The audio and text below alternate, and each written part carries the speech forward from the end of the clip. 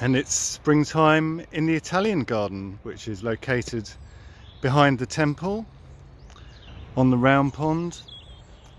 And we're just returning to see how the planting we did last year, how it's getting on.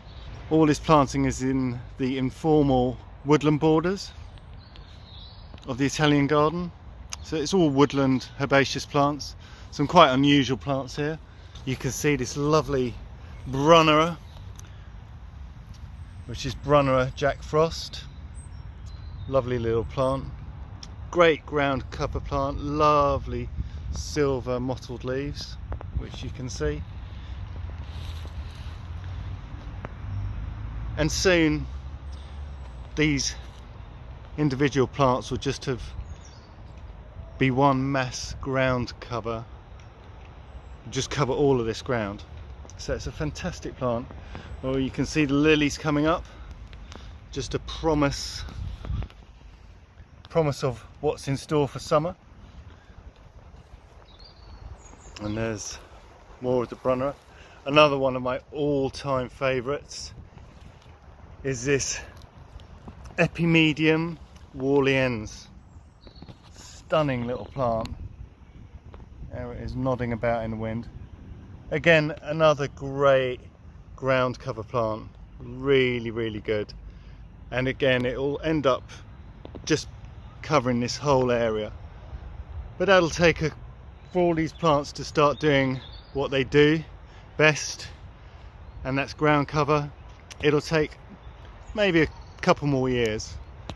And by now, they've built up their resistance to dry times, and they should be fine on their own. We've given them a real good mulch over the winter. You can see this mulch here, look at that, and that has its own ecosystem.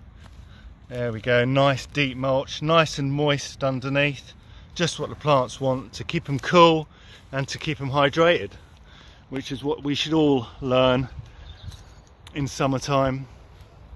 And then coming through here is a lovely, quite an unusual plant, and it's in the Berberis family, and it's called Podophyllum. It's from Asia, very unusual. This is a real baby. They get much bigger, and they have these lovely tabletop leaves which form quite a canopy, quite an umbrella. They get to about, I mean, for a herbaceous plant, they get to about a foot, two foot. But another good ground cover plant. Something you'll all know is the geranium. And there we go. That's Geranium phaeum. It has blue, lovely blue flowers and white flowers. Really good. And there's Dutchman's breeches, another one of my favourites. That's just starting to come up. And in a couple of weeks, this will be a nice, tall, very translucent plant. It allows the light to shine through it, and has beautiful flowers in the shape of breeches. In fact, if we get in close here, you can see the flower there just forming. And interplanted is Tiarella, and again, that's just starting to get going. You can see the buds coming up through it. That's a real beauty. Sprays of white and purple flowers. And here we have the Epimedium again, doing really well. And then just panning around, wherever you look, there's something flowering or getting ready to. And this is the woodland anemone, and it comes in white forms, lovely white forms, and these nice purpley blue forms. They're two different species. One is Anemone nemorosa, and the other one is Anemone blanda. And you can get all sorts of anemones. And it's basically a thick, fleshy, twiggy rhizome, and they establish so well and self-seed really easily. So I've got to be careful where I'm walking, because there's just everything is just coming up, and it's not always obvious. Also, the other thing that is coming up everywhere, thanks to this chap up here,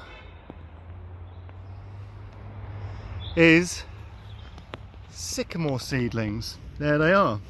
They are absolutely everywhere. So if we stop gardening, Gunnersbury would become a sycamore forest. So that's why it's important to keep us in business. And here's our lovely native foxgloves. This is a biennial, so you can see that one is a real big one. That's going to have some lovely flowers this year. And then sometimes as we weed, we're really careful about what we weed, because some weeds are good.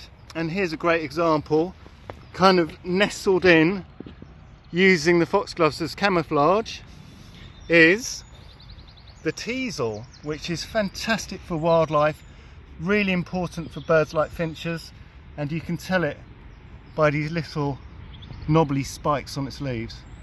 Teasel, very important wildflower plant, and that's probably just come in on a pigeon or some bird.